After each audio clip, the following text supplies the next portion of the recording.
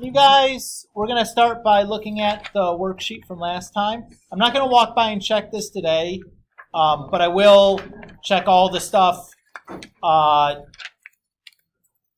when we do the next homework check this week.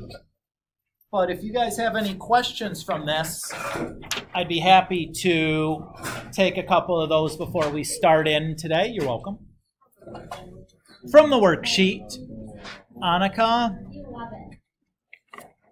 11, just finding 3 points on the line. Okie doke.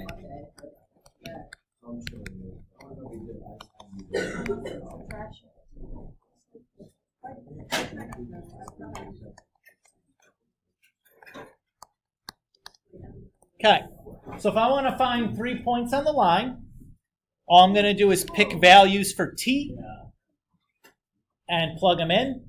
So first value of t I can pick, you can pick anything you want. I'm going to pick 0 because that basically this last part just drops off. And I'm left with the point -3, 8, -4. I could pick t equals 1. Basically that just means I'm going to be adding these two vectors. So that would give me 11, 17, -2. If I added them. Or I could pick, like -1. It doesn't really matter. You pick any t's you want. They don't even have to be whole numbers, but why would you pick negative or decimals? I don't know why. That would be what? -17, -1, -6. So there's 3 points. You have infinite choices. You can pick any values for t you wish. But that's 3 points. Annika, feel good on that? Yeah. Okay. Good. Who's next? Miguel. 14. So this is asking us if this point is on this line. Hey, Shaky McTapperson, knock it off.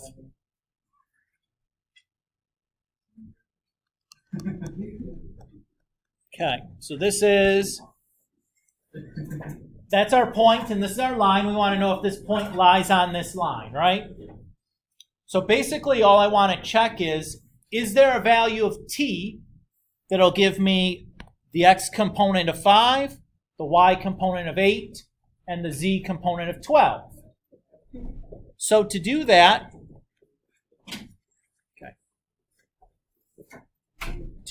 all I'm going to do is set 5 equal to 15 minus 4t, because the i's represent the x component.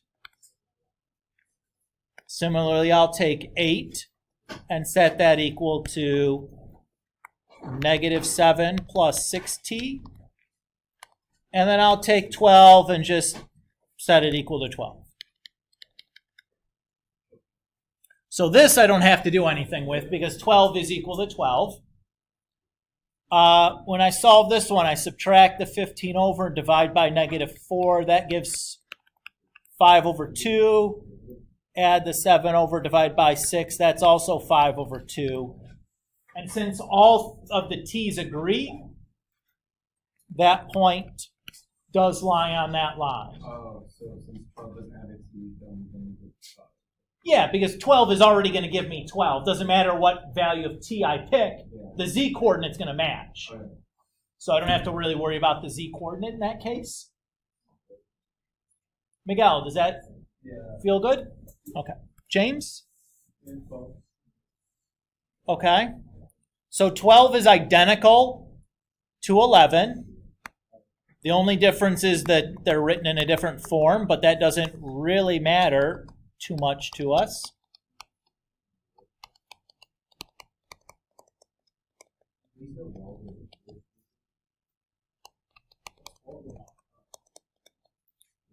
So I'm not going to do all 3 points, James, but just to demonstrate, you just pick a value for t. So when you do that, all of the t terms just kind of drop out if I pick 0. So I'd have -2 for the x-coordinate, 6 for the y-coordinate, and 4 for the z-coordinate. And you just pick a different value t, you get 3 different numbers. But that's it. Feel good? Okay. Who else with questions from this? Anjali.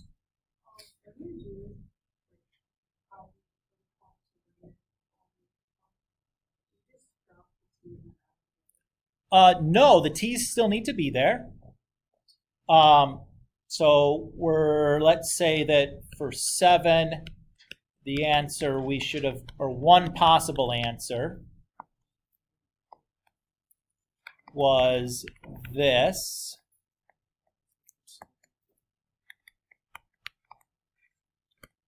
Okay, so for number 9, to write this in IB component form, I'm going to have something I plus something j plus something k.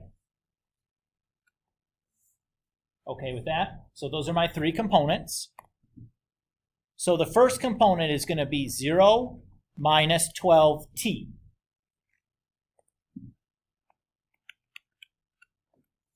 Because those are my x's. The y component is going to be 3 plus 5t.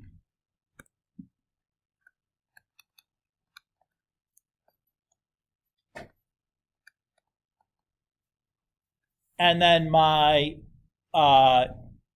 z component is going to be -7 plus 10t.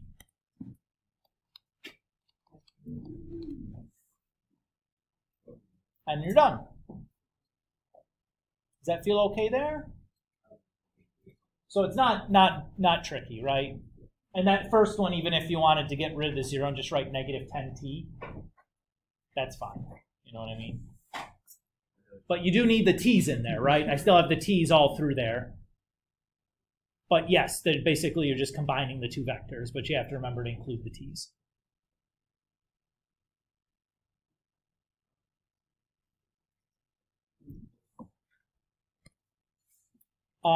Abby, certainly. All righty. Anybody else before we move on? James? 4? Okay.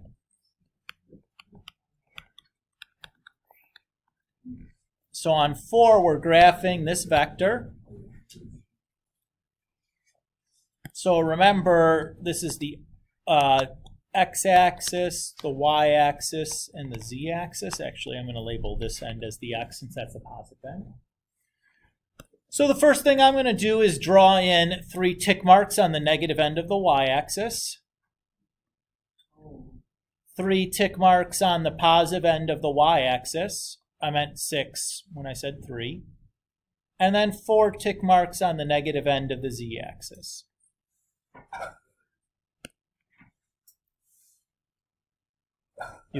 So far, so good? Okay. I'm going to start at the last tick mark I drew on the x-axis and just draw a line that's parallel to the y-axis. I'm going to start at the last tick mark on the y-axis and draw a line that's parallel to the x-axis. This is going to make like the top or bottom of my box. Okay there? Now, really the point that I care about on this part of the box is this one. That's really where -3, 6 is. Okay with that idea? Okay.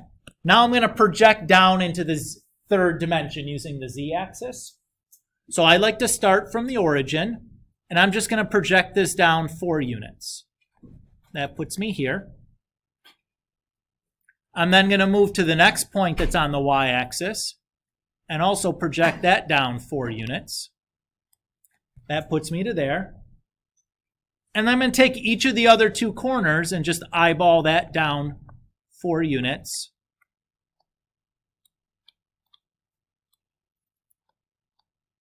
And then I'll just kind of connect that stuff up.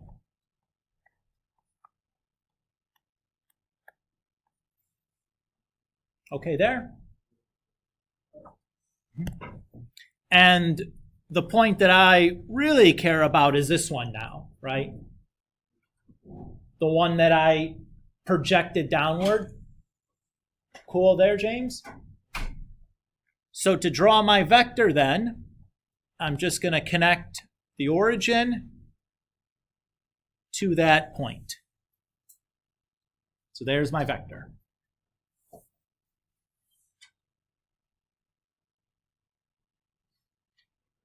Is that okay? Okay. So again, this is one of those that look at it for a minute. You have to think about it in 3 dimensions, like those magic eye pictures that where like the 3D image kind of pops out of it after you stare at it long enough. You kind of need that same skill here to look at this and see it, that cube coming out of the screen, or actually it's really back behind into the board. But that helps a little to remind yourself that this is still a 3-dimensional picture. Michael? 3 is super easy because the first component is 0. There's not a whole lot to do because this is really just a 2-dimensional picture. So it's 1, 2, 3, 4, 5, 1, 2. There's your point. There's your vector. Yeah. So if you ever have one of these problems that has a 0 component, it's basically just a 2-dimensional graphing picture.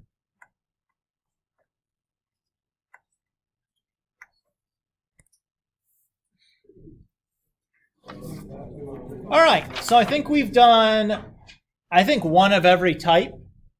So let's move on.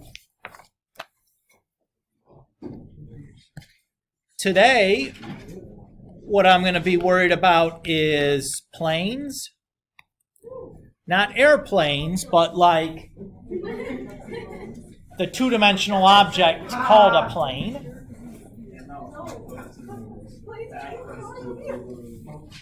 Those aren't pillows. All right. So we're going to talk here about the 2 different representations that we can have for the equation of a plane.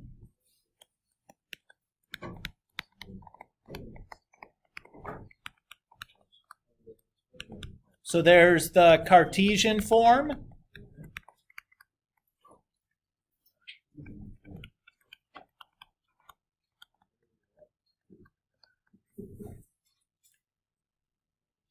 And then there is the vector form.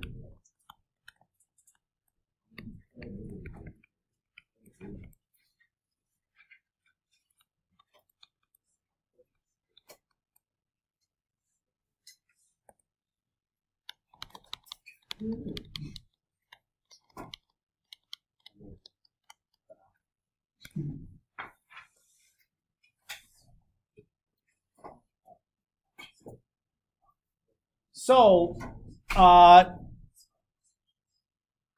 we call the first type the Cartesian form because it's dependent on x, y, and z, which are just components on the x, y, z axis.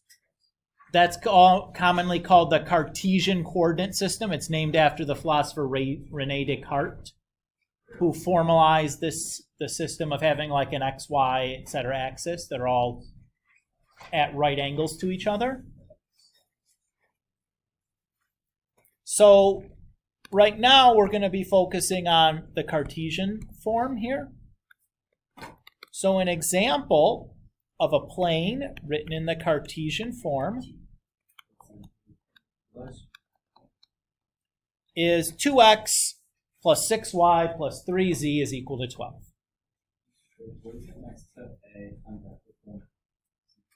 That's an S.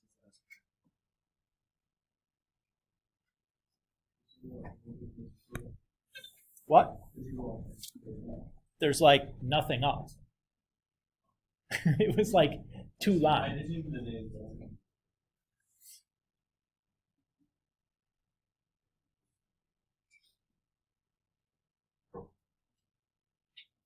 So if I wanted to graph that equation, or graph that plane, the easiest thing to do is going to be alter the equation a little bit so the right-hand side is equal to 1.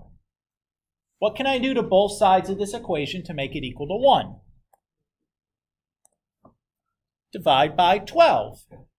Great. So 2 divided by 12 is 6. 6 divided by 12 is 2. And 3 divided by 12 is 4. So that'll give me a form that's now equal to 1. So what I'm going to do now is I'm going to pick some values for x, y, and z so that these three fractions add to give me 1. This is really easy. I'm just going to pick the first fraction to be 1. What value of x would make that first fraction 1? 6. Okay? If I do that, what do the other two fractions have to be then? 0. Right? Because it has to add to give me 1. So the y would need to be 0 and the z would need to be 0. Now if we do the next thing, we would get 0, 2, 0. And if I do one more, 0, 0, 4. Okay? So to graph a plane, I'm going to need 3 points. Go ahead. Okay? So there's 3 points. So to graph this, 1, 2, 3, 4, 5, 6. 1, 2. 1, 2, 3, 4. And all I'm going to do now that I've plotted those 3 points is connect the 3 points. And usually we shade this, but this would be what our plane is.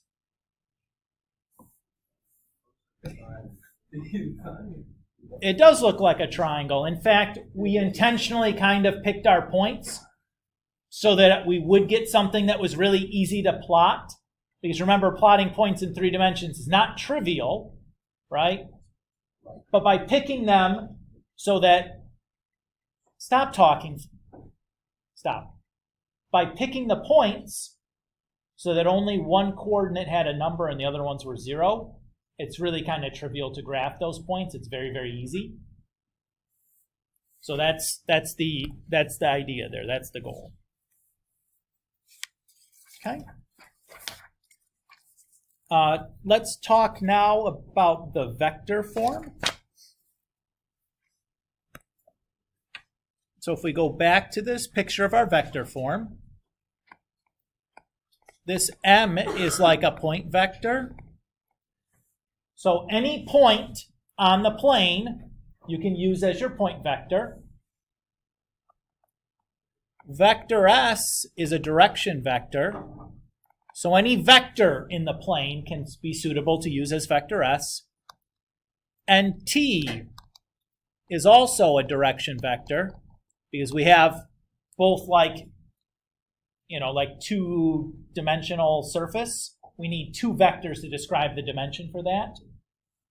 But really any 2 vectors in the plane will do for direction vectors. Doesn't matter kind of which way they're pointing. They just have to be in the plane. Okay. So suppose that we have a point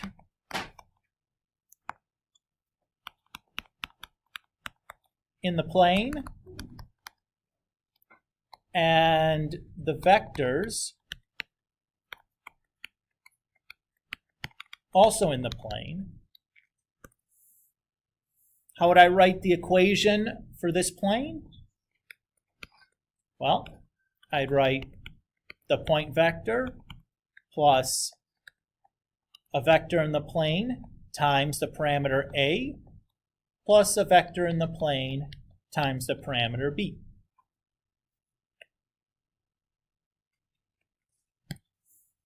So that's pretty trivial, right? We just filled some stuff into a formula. There wasn't much to do there. Notice I didn't even write down any work to do because it's just plugging things into a formula. Yes? Sure.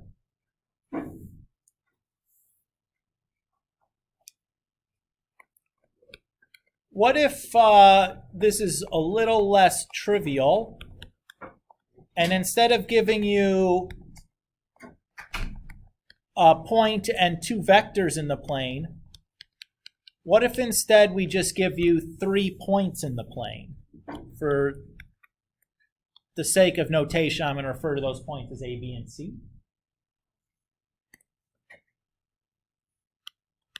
So again, my vector equation is this.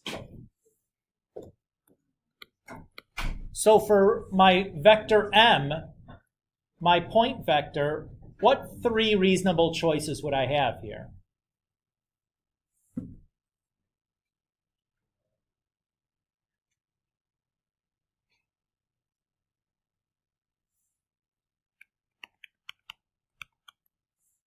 I just use one of the 3 points I was given. It doesn't really matter which one. I could choose A, B, or C. For the sake of this example, let's just do A. And just for the record, you could pick any point that actually lies in this plane. You'd have to find those other ones, but there's ways to do that. I don't know why you'd want to go through that effort when you have one staring at you. For my vectors S and T, what I can use is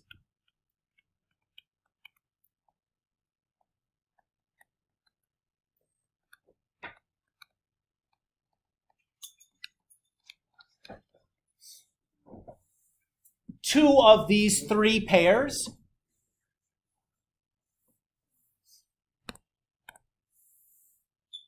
So it doesn't matter which one, but you can't use like AB and also BA, right? You have to use just one out of each of these 3 pairs. So for the sake of argument, let's do those 2.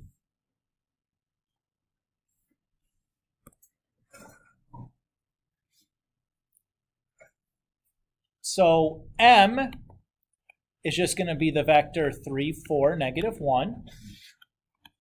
S is going to be the vector AB. To find vector AB, all I'm going to do is take the terminal point, which is B, and subtract from it its initial point, which would be A.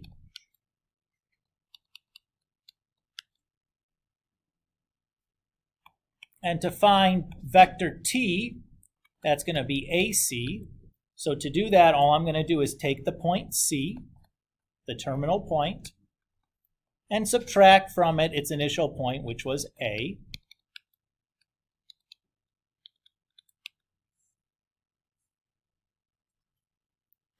So I can say then my equation for a plane is point vector times first direction vector times A plus second direction vector times B.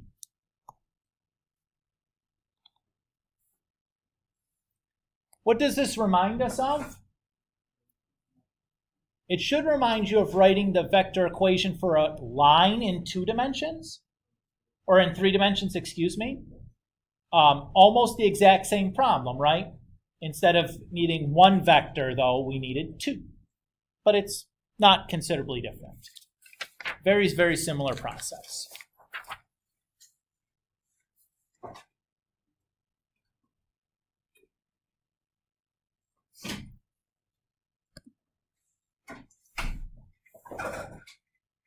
Okay with that?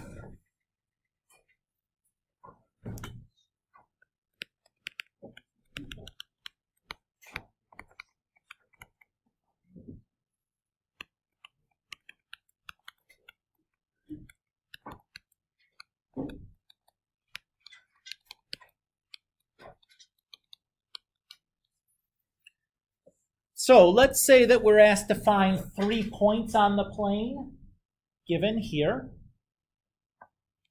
So we just found 3 points on a line in the previous homework assignment, right?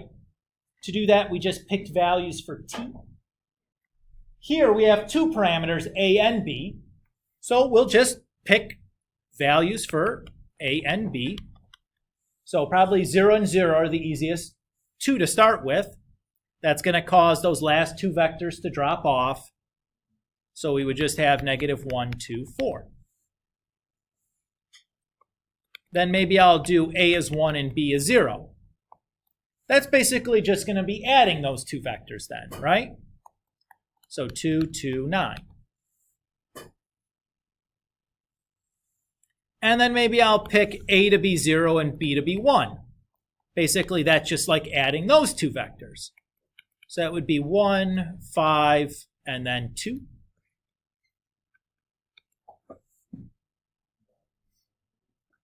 And you could keep going as many times as you want with whatever values of a and b you'd like.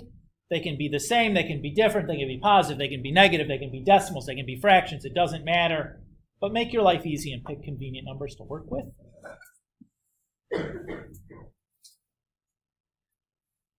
Everybody okay there? So nothing tricky going on, right? Just like we did for finding points on a line. We just have two parameters to choose instead of one, but it's whatever, not any more difficult.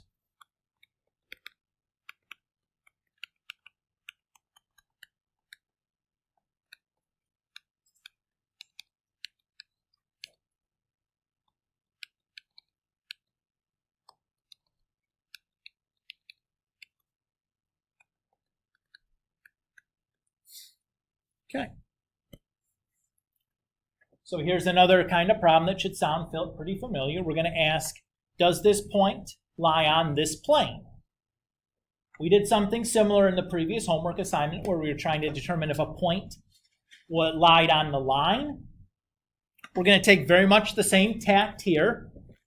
So I'm going to just start by writing a system of equations. So I need the x-coordinate to equal the sum of the x components here. So 15 needs to equal 8 plus 2a plus 1b. Then similar for the y coordinates, -1 has to equal 1 plus -1a plus 1b.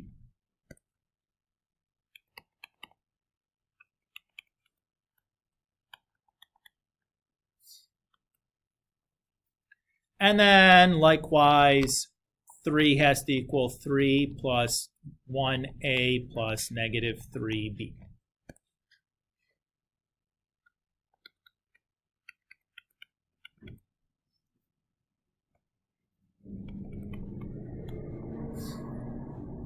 Okay. In each equation, how many variables does each equation have? 2, right? An a and a b. Everybody agree with that? So to solve an equation with two variables, what do we have to do? We have to make a system of two equations. I have 3 equations here. How do I pick which 2 to use? It doesn't really matter. Let's just pick the top 2 for the sake of argument. So I'm going to rearrange this equation to get it into a form where I can put it into a matrix to solve that system.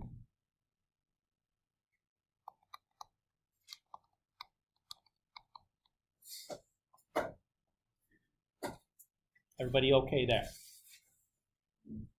So I'm going to write this as a matrix now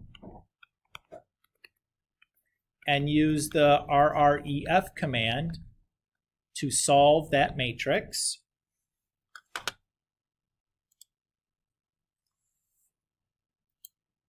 So to type this matrix into my calculator, I press second, and the matrix button, I go over to the edit tab, and I type in my matrix exactly as it appears on my sheet of paper.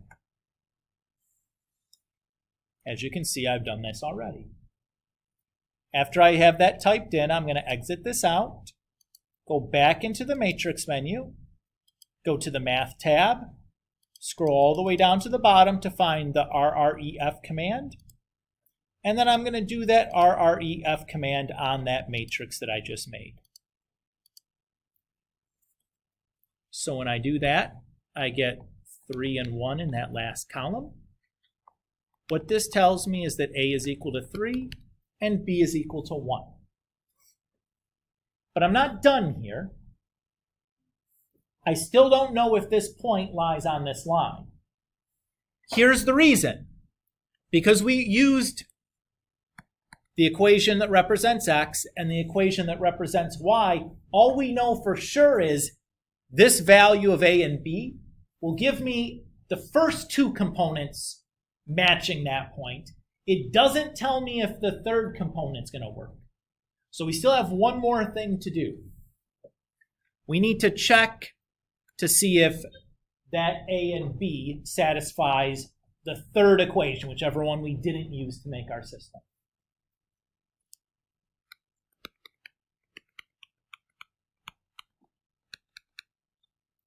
And when I type that in, I see that it does work, right? I get 3 equals 3. Everybody's okay there? Annika?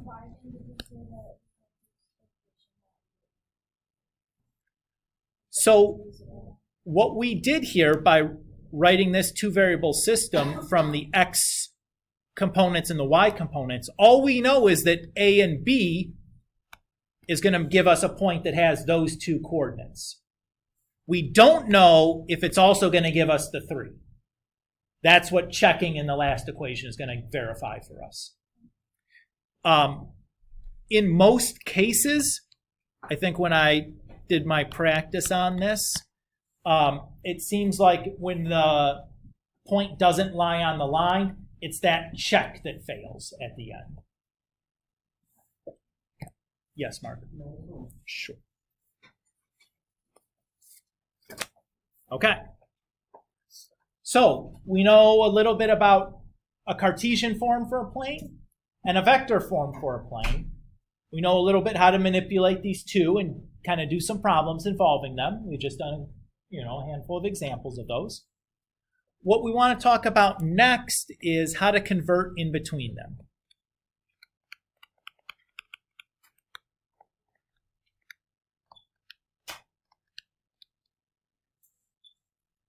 So one of them is much easier. This is going from Cartesian form to vector form.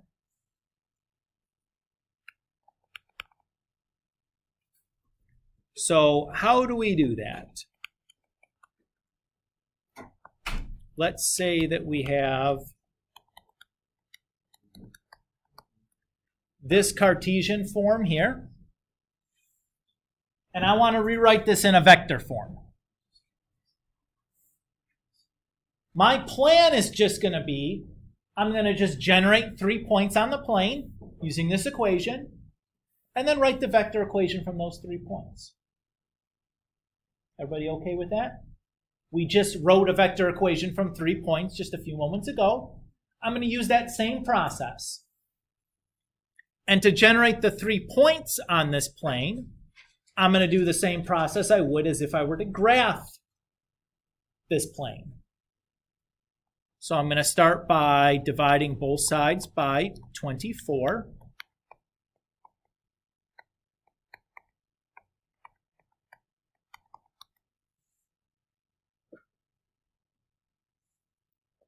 So that's going to give me the points 12, 0, 0, 0, negative 3, 0. I'm sorry, negative 8, 0. I don't know why I wrote that's a messy y. And then 0, 0, 3. Sam. So 8 divided by 24 is 1/3. And 3 divided by 24 is negative, or is 8. So they are like in the opposite order, but it's intentional, right? Everybody good there? So for my m, let's just choose the first point. Again, I'm going to refer to these as a, b, and c. For my vector s, let's choose the point, say, BA. So that's going to be 12, negative 8, 0. And for t, let's choose, say, the vector CA. So that's going to be the point, or the vector 12, 0, negative 3. So that's everything we need.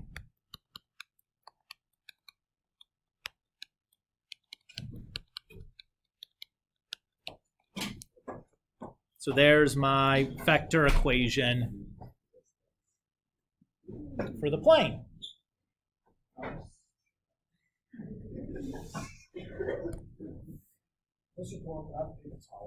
I don't have any paper towel. You'll have to go to the bathroom to get some. Back to the bathroom to go.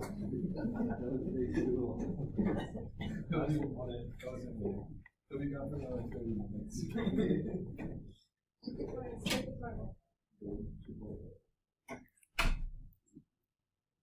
Any questions on what I did here? It's really just combining two skills from the previous section into one problem, right?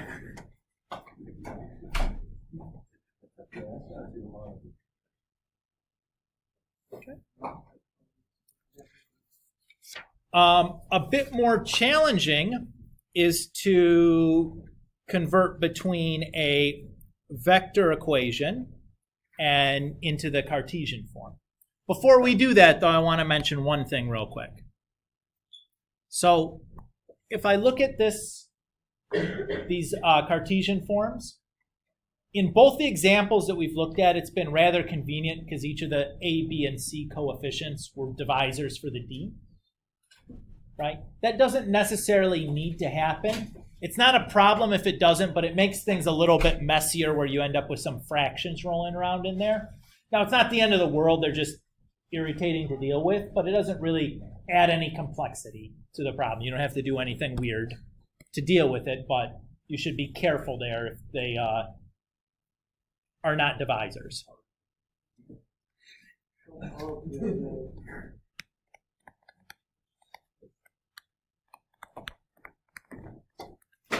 Okay. So let's do an example of going from the vector form to the Cartesian form.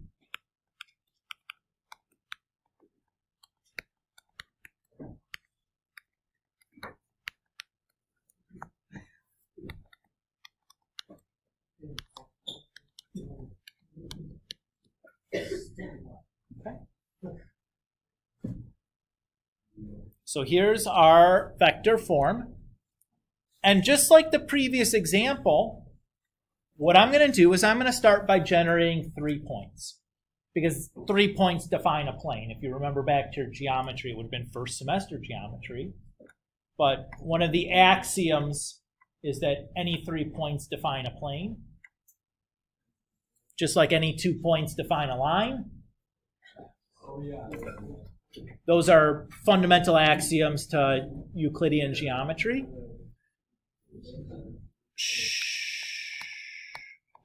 So to generate the points, I'm just going to pick values for A and B.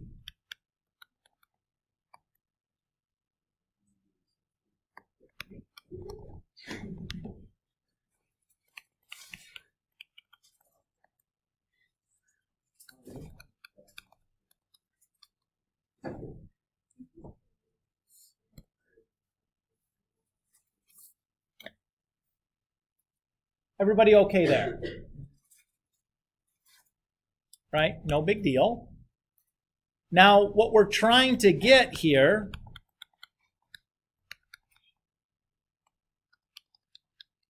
is an equation in this form. How many variables do I need to solve for there? 4. I need a value for A, B, C, and D. How many points do I have? 3. How many equations am I going to build out of those 3 points? 3. Can I solve 4 variables with 3 equations? No. No. So I'm going to have to do something a little bit sneaky here to reduce a variable. So what I'm going to do is I'm going to divide both sides by D.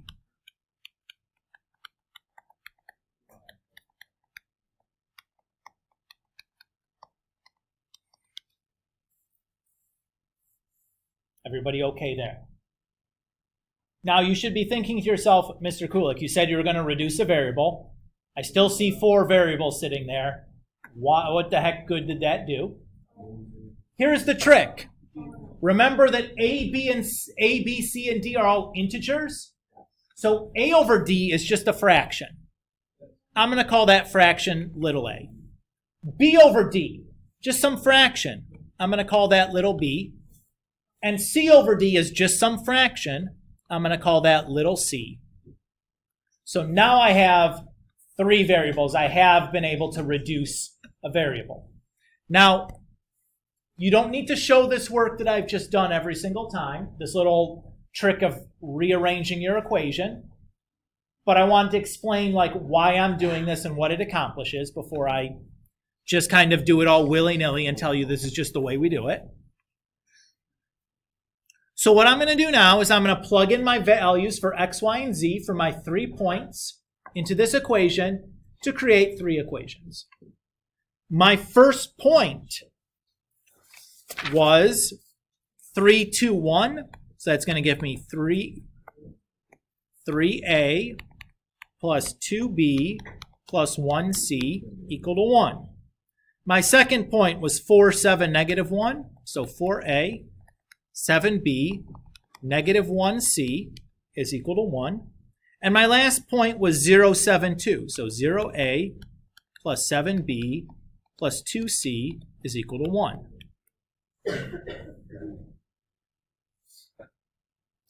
Everybody okay here? Okay. I'm going to now write this system as a matrix and then solve the matrix.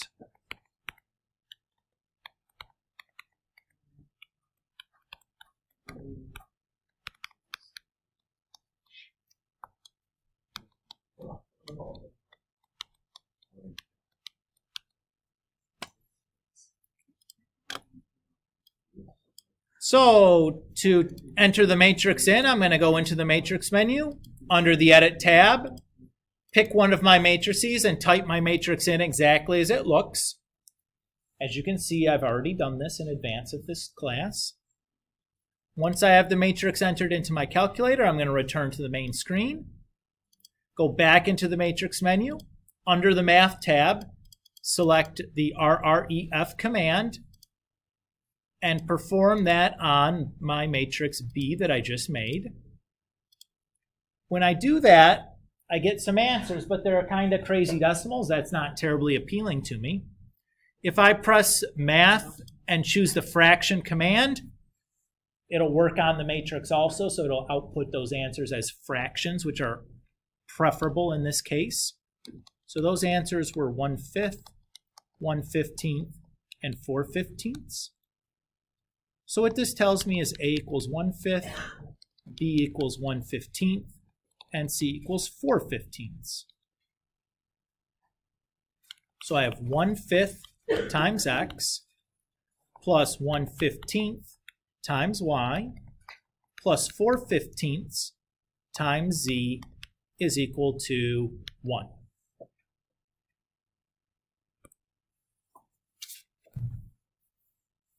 My last step then is to clear the fractions out of here.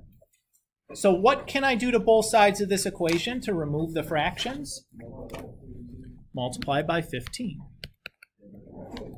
Okay. So 15 times 1/5 is 3.